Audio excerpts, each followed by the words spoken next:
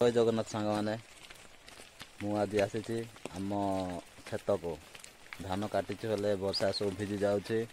देखुं केमी वर्षा हो वर्षा हो प्राय धान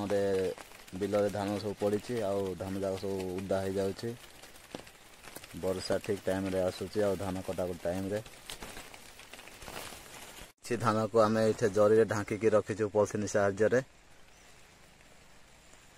ये भी रखीचु देखुं तो कौन करिया वर्षा तो आसूची हैरान कर दौर वर्षाटा नष्ट हो ये ढांकी रखीचु किसी अंश आ कि सब बिल अच्छी बिल थी भिजुचे आम वर्ष सारा परिश्रम करी धान लगे थाउचु धान लगौचु काटुचु सब कुछ ठीक टाइम वर्षा आसिक सब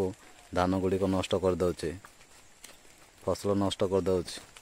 सांग माने जड़े चाषी लोन करके आनी भी धान चाष करता है जदि तार वर्षा जदि एमती धान जदि फसल नष्ट हो जाए ताले से केमती तार ऋण सुझिब कहले एथि चाषी मैंने प्राय आत्महत्या कर दियंती।